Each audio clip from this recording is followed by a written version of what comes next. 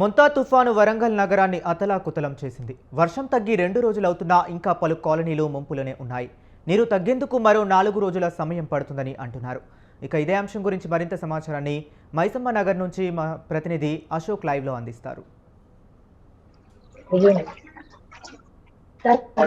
వరంగల్ ఉమ్మడి జిల్లా వ్యాప్తంగా ముంతా తుఫాను ఏదైతే ఉందో ఒక్కరోజు కుట్టడంతో అంటే మొత్తం అతలాకుతలమైపోయింది. ఇక్కడ మనం ఉన్నటువంటి మైసయ్య నగర్ ఏదైతే ఉందో మైసయ్య నగర్ లో అయితే గత 4 రోజుల నుంచి కూడా నీటిలో మగ్గుతున్న పరిస్థితి చూస్తున్నాము. ఇక్కడ చూసినట్లయితే ప్రతి ఈ కాలనీ మొత్తం అంటే గత 2 రోజుల నుంచి కూడా ఈ నీళ్ళలో మగ్గుతున్నారు. ఇక్కడ పాములు తేళ్లు వచ్చేసి వాళ్ళు కూడా వస్తున్నాయని చెప్పేసి వీళ్ళు ఆవేదన వ్యక్తం చేస్తున్నారు. మనం చూసుకున్నట్లయితే ఈ కాలనీ అయితే లోతట్టు ప్రాంతం. ఇది ఏంటంటే అటు సిపిఐ పార్టీ వాళ్ళు గుడిసెలలో ఈ లోతట్టు ప్రాంతాల్లో ఇక్కడ వేస్తున్నారు. కాకపోతే దాదాపు 20 సంవత్సరాలు ఇక్కడ జీవిస్తున్నారు. వీళ్ళు ప్రతి సంవత్సరం ఈ ప్రాంతంలో జీవించాల్సిన దుస్థితి ఏర్పడింది.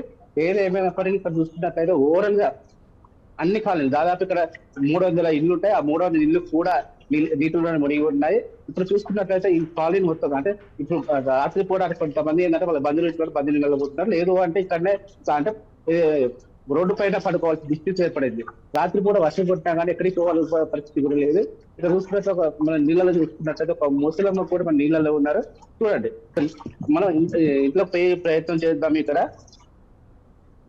టోటల్లీ అంటే నీళ్ళలో ఇప్పుడు మాట వేస్తూ ఉన్నారు.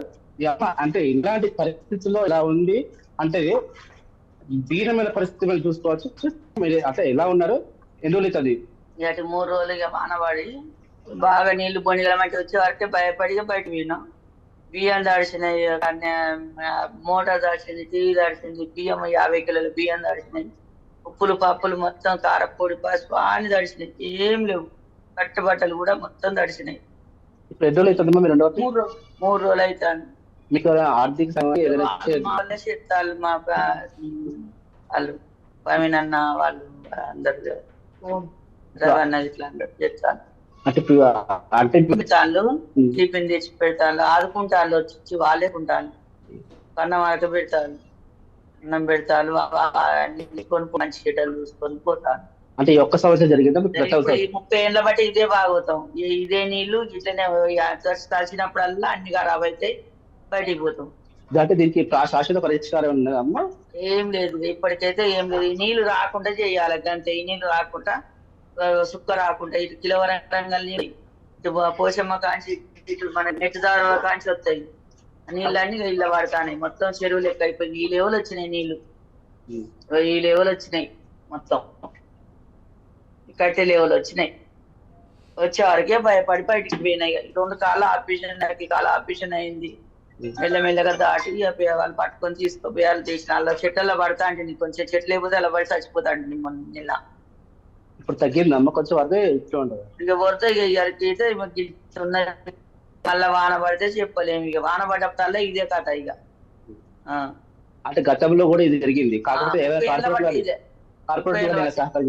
ఇదే ఇక అన్నం బియ్యం 2 కిలోల 3 కిలోల బియ్యం ఇట్లా ఏదైనా సాయం చేసుడు, ఇచ్చుడు, సాయం చెప్తాను.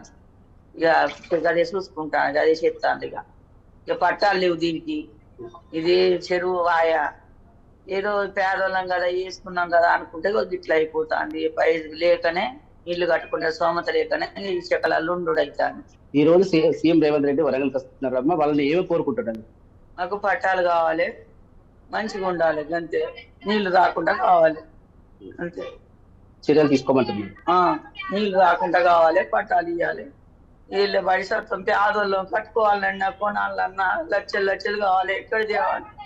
30 ఏళ్ళు 40 ఏళ్ళ పొద్దు వీళ్ళ ఉండవు. నా భర్త చచ్చిపోయి 3 పిల్లలు ఆడుకుంటే వచ్చి పోయి గుడిసెలలో వేసుకున్నాం. అందరు వేసుకున్నాను, మేము కూడా వేసుకున్నాం. ఇట్లా పరిస్థితి మాది. చూడొచ్చు అంటే ఎంత దీనమైన పరిస్థితి ఉంది ఇక్కడ. అంటే ఎంత వర్షాలు ఇక్కడ అంటే ఈ లోతట్టు ప్రాంతాలను వాళ్ళు జీవిస్తున్నారు. ఏదేమైనప్పటికీ ఈ లోతట్టు ప్రాంతం అనేది మనం చూసుకున్నట్లయితే ఎక్కడ అంటే టోటల్ ఇక్కడ 200 కూడా ఈ నీటిలోనే ఉన్న పరిస్థితి కనబడుతుంది మనకు.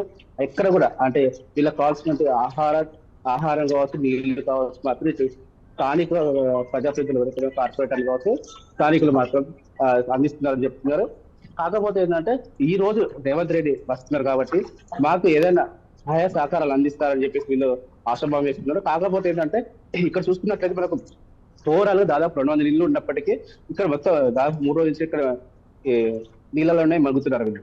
అయినప్పటికీ ఇప్పుడు చూసుకున్నట్లయితే రేవంత్ రెడ్డి గారు వచ్చేసి ఇక్కడనే మాకు పర్యవేక్షించి ఈ పరిస్థితి చూడాలి, మాకు అంటే గత 40 ఏళ్ళ నుంచి ఇక్కడ జీవిస్తున్నాము, ఇక్కడ అంటే ఈ యొక్క కాలనీ కాదు, పక్కకున్న 4-5 కాలనీ కూడా ఇక్కడ నీటిలో జీవిస్తున్నారు. ఈ యొక్క పరిస్థితి అర్థం చేసుకొని మాకు అంటే మాకు కావాల్సిన పట్టాలు కావచ్చు, లేదంటే మాకు అంటే ఈ శాశ్వత పరిష్కారం ఏదైతే ఉందో ఆ పైనుంచి వచ్చే ఎగురించి వచ్చే నీటిని కట్టడి చేసేందుకు ఒక శాశ్వత పరిష్కారం అనేది చూడాలని చెప్పేసి వీళ్ళు వేడుకుంటున్నారు. ఏదైనప్పటికీ అంటే సీఎం రేవంత్ రెడ్డి వచ్చినప్పటికీ వీరికి ఏమైనా ఆర్థికంగా సహాయం చేస్తారా, లేదంటే శాశ్వత పరిష్కారం చూస్తారా అని చెప్పేసి తెలిపక ఆశాభావం చేస్తారు. ఇది కాకుండా ఇప్పుడు మనం చూసుకున్నట్లయితే అటు పంట కావచ్చు, ఇటు ఆస్తి నష్టాలు కావచ్చు, చాలా మందికి నష్టపోయారు. బియ్యం నిత్య సరుకులు కూడా అంటే నీళ్ళలోకి వచ్చిన వారికి నిత్య సరుకులు కూడా తడిసిపోయాయి. వారికి ఏమైనా ఆర్థిక సహాయం చేస్తారా, బాధ్యతలు ఆదుకుంటారా, ఇవన్నీ ప్రశ్నార్థకంగా నిలుస్తున్నాయి. ఓన్లీ పంటలకే చూస్తారా, లేదంటే ఇలా తడిసిన వారికి వాళ్ళకి ఏమైనా చూస్తారా అనే యాంగిల్లో కూడా ఆలోచించాలని చెప్పేసి ఇక్కడ ఉన్న ప్రజలు మాత్రం కోరుతున్నారు. Right, thank you Ashok.